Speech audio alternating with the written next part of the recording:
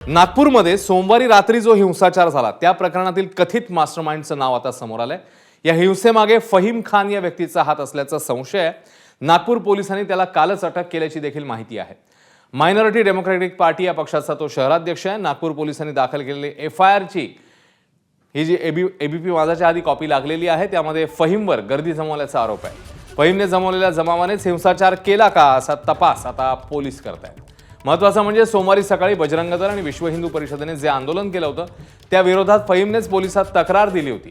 ती तक्रार स्वीकारून बजरंग दलाच्या 9 जणांविरोधात गुन्हा दाखल केलेला होता। फहीम खान याचा मास्टरमाइंड आहे का पोलिसांना काय वाटतं? तुम्हाला सांगतोय की ती अजून त्याचे बद्दल सगळं असेसमेंट चालू आहे की काय काय कुठे कुठे झालेलं आहे, कोण मास्टरमाइंड जे आपण म्हणताय ते सध्या आम्हाला काही सांगता येत नाही, आम्ही बघतो आहे काय। दरम्यान नागपूर हिंसाचाराचा मास्टरमाइंड असल्याचा संशय असलेला फहीम खान नेमका कोण आहे बघूया। नागपूर हिंसाचाराचा मास्टरमाइंड असल्याचा संशय आहे फहीम खानवर। हिंसाचारासाठी जमावाला भडकवल्याचा आरोप आहे। तर गणेशपेठ पोलीस स्टेशन समोर जमावाच्या घोषणेवेळी तो उपस्थित होता। रात्रीच्या हिंसाचारात जमावाचं नेतृत्व केल्याचा आरोप त्याच्यावर आहे। महिला पोलिसांचा विनयभंग करण्यासाठी जमावाला चिथवल्याचाही आरोप आहे। तर 3 पोलीस स्टेशनमध्ये गुन्हे दाखल करण्यात आले आहेत। एमआयएमला स्पर्धा निर्माण करण्यासाठी मायनॉरिटी डेमोक्रॅटिक पार्टीची स्थापना करण्यात आलेली आहे।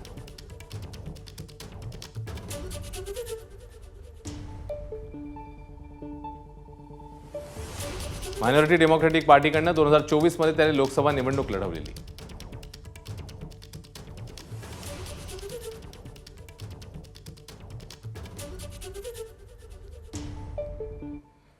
दरम्यान सोमवारी दुपारी शिवाजी पुतळा चौकात फहीम खानची सुरू असलेली मुजोरी किंवा कॅमेऱ्यामध्ये कैद झाली आणि ते व्हिडिओ आता एबीपी माझाच्या हाती लागले। पोलिसांनी समजूत काढूनही जमाव मागे हटायला तयार नसल्यामुळे पोलिसांना पहिली काठी उगारावी लागली हे आता समोर येत आहे। तर एकीकडे एफआयआर मधली माहिती आणि आता हा व्हिडिओ देखील समोर आलेला आहे। पोलीस समजूत काढत होते, जमावाला शांत करण्याचा प्रयत्न करत होते, मात्र जमाव काही मागे हटायला तयार नव्हता। त्यामुळे मग पोलिसांना कारवाईचं पाऊल हे टाकावं लागलं अशी माहिती आता समोर येते आणि त्याचे काही व्हिडिओही समोर आहेत। एक्सक्लुझिव्ह व्हिडिओ आहेत एबीपी माझाकडे। त्यामुळे आता या दृष्टीने पुढे तपासाची पावलं कशी पडतायत पाहणं महत्त्वाचं असेल। मात्र ह्या एक्सक्लुझिव्ह व्हिडिओतनं या गोष्टी स्पष्ट होतात की पोलिसांनी समजूत काढण्याचा प्रयत्न केलेला होता, मात्र जमाव काही ऐकायला तयार नव्हता। त्यामुळे पोलिसांना मग पहिली काठी उगारावी लागली, कारवाईचं पाऊल हे टाकावं लागलं।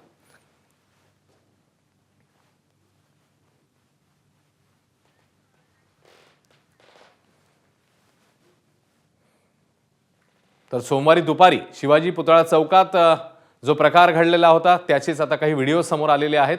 फहीम खानची ही मुजोरी आहे ती कॅमेऱ्यात कैद झालेली आहे। हे व्हिडिओ आता समोर आलेले आहेत आणि त्याच्यामुळे या व्हिडिओच्या अँगलने आता पोलीस नेमका कसा तपास करतायत येणाऱ्या काळामध्ये आपल्याला समजेल। मात्र हे व्हिडिओ ज्याच्यामध्ये पोलीस समजावण्याचा प्रयत्न करतायत, शांत करण्याचा प्रयत्न करतायत जमावाला, मात्र जमाव काय ऐकत नाहीये, मागे हटायला तयार नाही आणि त्यामुळे पोलिसांना मग पहिली काठी जी आहे ती उगारावी लागलेली पाहायला मिळते।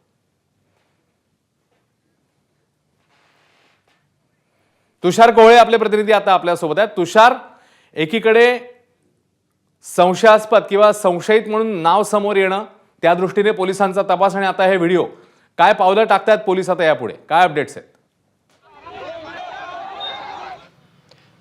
निश्चित अश्विन, अत्यंत धक्कादायक हा संपूर्ण प्रकार आहे। फहीम खान यांनी त्या दिवशी नेमकं काय केलं होतं याच्या हळूहळू व्हिडिओ पुढे यायला लागलेला आहे आणि एबीपी माझाला हा जो व्हिडिओ मिळाला त्यामुळे स्पष्ट दिसतं की सोमवारला दुपारला जेव्हा विश्व हिंदू परिषदेचं आंदोलन संपलं आणि त्यानंतर मग फहीम खान आपल्या समर्थकांसोबत शिवाजी पुतळा चौकामध्ये आलेला होता आणि शिवाजी पुतळा चौकामध्ये तो थेट शिवाजी महाराजांच्या पुतळ्यासमोर बसला आणि तिथे घोषणाबाजी करायला सुरुवात केली।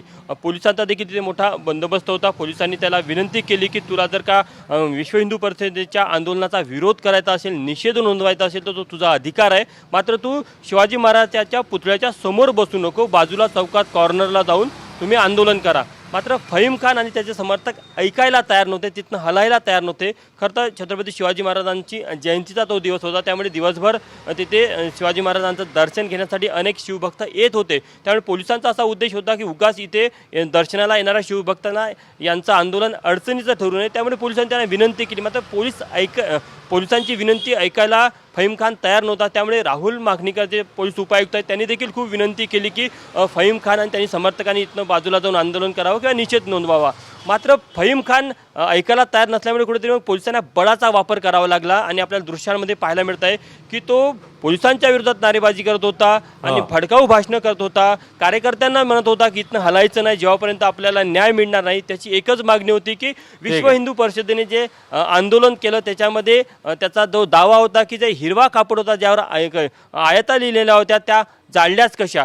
पोलिसांनी म्हटलं की या संदर्भात आम्ही तत्काळ गुन्हा दाखल केलेला आहे आणि जे आंदोलक आहेत त्यांना देखील चौकशी करून त्यांना अटक करण्याचा आमचा प्रयत्न आहे. पोलिसांचं असं म्हणणं होतं की जर का गुन्हा दाखल झाला तर आता पुढची प्रक्रिया पोलिसांना करू द्यावी, तुम्ही हस्तक्षेप करू नये. मात्र फहीम खान हा ऐकायला तयार नव्हता आणि मग तो सर्व आपला जो त्यांचा गोळा केलेला कार्यकर्त्यांचा मॉब होता तो घेऊन गणेशपेठ पोलीस स्टेशनमध्ये गेला आणि तिथे देखील त्यांनी मग मोठ्या प्रमाणामध्ये आपण व्हिडिओमध्ये बघितलं की तिथे खरंय जसं तुषार तू सांगतोय असा सगळा घटनाक्रम समोर येतोय आणि आता ज्या पद्धतीने व्हिडिओ देखील समोर आलेले आहेत आणि त्याच्यामध्ये पोलीस जसं आपण म्हणतोय या बातमीमध्ये की जमावाला शांत करण्याचा त्यांचा प्रयत्न आहे, मात्र जमाव काही ऐकत नाहीये. त्याच्यामुळे आता येणाऱ्या काळामध्ये कशी नेमकी कारवाई होते या संदर्भात पाहणं महत्त्वाचं आहे. तुषार धन्यवाद या बातमीबद्दल, अपडेट्सबद्दल किंवा आणि बातमीचे ताजे अपडेट्स वेळोवेळी जाणून घेतच राहू. तेव्हा हे व्हिडिओ आता समोर आलेले आहेत आणि त्या दृष्टीने आता पुढचा तपास पाहायला मिळतोय. एबीपी माझा, उघडा डोळे बघा नीट.